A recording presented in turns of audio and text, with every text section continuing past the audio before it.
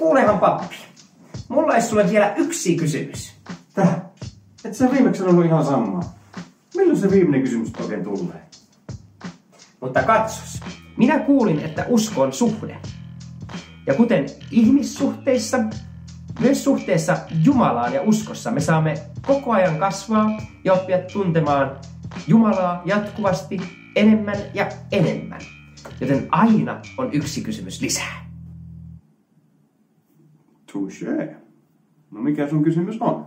No, jos kerta Jumala on kaikkivaltias ja kaikki voipa, niin voiko hän luoda niin suuren kiven, ettei hän jaksa sitä itse nostaa?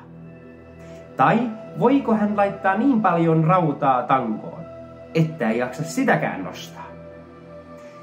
Jos Jumala voi luoda sellaisen kiven, mitä hän ei jaksa nostaa, niin hänhän ei ole kaikkivaltias. Ja jos hän ei pysty luomaan sitä, niin hän ei taaskaan ole kaikkivaltias. Elikkä meillä on tässä ongelma nyt edessä, ymmärrätkö pappi? No, mennään tuonne salille, niin mä luulen, että siellä selviää vastaus.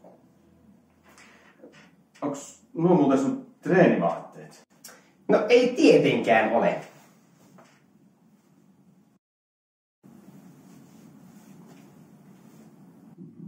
Onkos nuo papin treenivaatteet? No ei tietenkään. Hyvä aika.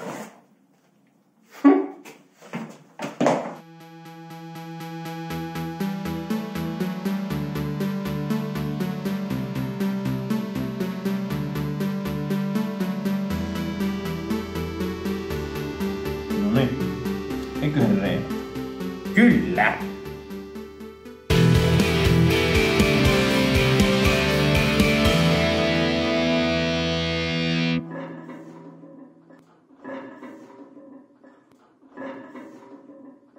Tekeekö sun sittenkään mieli treenata? Ei. Ei munkaan. Paitsi, hei, on. Ehkä se voi auttaa meitä siinä kysymyksessä. Mitä sä kysyit?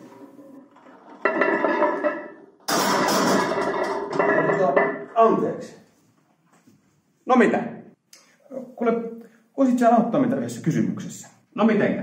No oikeastaan sun ei tarvitsisi nostaa rautaa kuin vaan niin paljon kuin jaksat. No sehän on helppoa.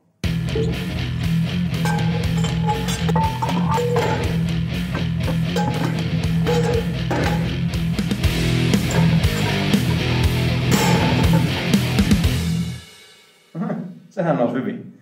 Jaksatko enemmän? No totta kai.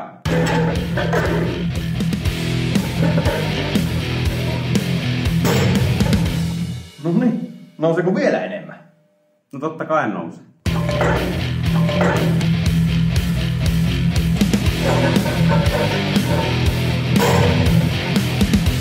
No niin.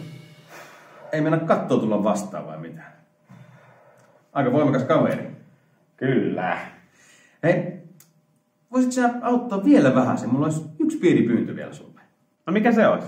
Joo.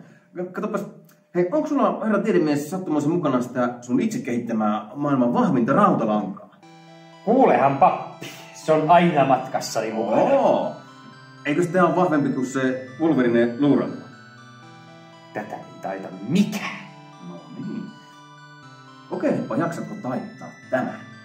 No annappa tänne. Näin. Mitä? Joo, hei, hämmennys on vasta tulossa, kuulepas. Hei, kun sä kertaa oot selvästikin tommonen mestari ja oikeastaan voimakas ja lähes kaikki voipa tuon raudan noston ja vääntämisen suhteen, niin ihan viimeisenä pyyntönä mä pyytäisin, että väännäpä siitä rautalangasta pyöreä neliö. Täh? Niin, pyöreä neliö. No eihän se ole mahdollista. Eikö? Mut sähän jaksat vääntää sen kuitenkin. Etkö jaksakin? No kyllä, mutta se on mahdotonta. Se on ihan hölynpöly. Totta. Ja siinä, herra tiedemies, on vastaus sun kysymykseesi. Ai mitenkään? No, vaikka Jumala on kaikki voipa, kaikki valtias, niin se ei tarkoita, että hän voisi tehdä hölynpölyä. Elikkä loogisesti ristiriitaisia asioita. Ajattelepa nyt tätä pyöreitä neliötä esimerkiksi. Ajattelepa ihan itse omalle kohdalle, että voiko semmoista olla olemassa? No ei tietenkään. Entäs pitkähiuksinen Kalju? No ei tietenkään. Kaljun määritelmähän on se, että ei kaljulla ole hiuksia. Niinpä. No entäs naimisissa oleva poikamies? Mahdotonta. Niinpä. Kun siis sanomme, että Jumala on kaikkivaltias, että hänelle kaikki asiat on mahdollisia, niin se ei tarkoita, että hän voisi tehdä loogisesti ristiriitaisia asioita. Looginen ristiriita, kun se ei ole asia. Se on hienosti sanottuna, kuten tiedät, non-entiteetti. Eli se ei ole mitään. Se on ihan hölynpölyä, niin kuin meidän voimamieskin sanoo. Ihan puhasta pötyä siis. Me kyllä voidaan laittaa toki erilaisia sanoja peräkkäin, kuten vaikka pyöreä neliö tai sinisen tuoksu tai pitkähiuksinen kalju. Mutta ei se tee niistä asioista totta tai sitä, että ne oikeasti olisi jotakin, vaan ne on tosiaan ihan hölynpölyä. Joten kun kysyt, että voiko Jumala luoda niin suuren kiven, että jaksa sitä itsekään nostaa, niin sehän tarkoittaa, että voiko kaikki valtias tehdä jotain, mitä kaikki valtias ei voi tehdä. Toisin sanoen, että voiko Jumala luoda pyöreän neliön. No, se on ihan tyhmä kysymys, turha kysymys siis, mieletön kysymys. Ihan sama kuin kysyisi, että no, voiko Jumala olla olemassa ja ei olemassa yhtä aikaa? No ei tietenkään voi. Joten tällaiset loogiset ristiriidat ei missään nimessä rajoita Jumalan kaikkivaltiutta. Looginen ristiriita on vain looginen ristiriita. Ja se ei todellakaan kumoa Jumalan voimaa millään tavalla. Ymmärrätkö? Aivan totta.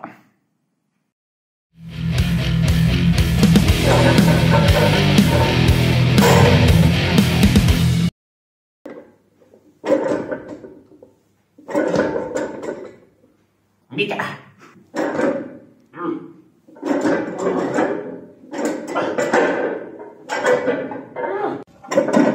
Hei, lopeta nyt toi rykiminen. Mä voin kertoa sulle pari vinkkiä. Jes, eli ensinnäkin lopeta toi rykiminen, ota ihan rauhallisesti. Pistä sun selkä suoraksi, lähde täältä jalalla painaa irti. Niin kyllä varmasti nousee. Elikkä näin, annas mä näytän. Pistä se käsi sinne kiinni, ota kunnon otteen, lasket vähän tätä sun peppua alaspäin, selkä aivan suoraksi, sitten lähdet jaloilla irti.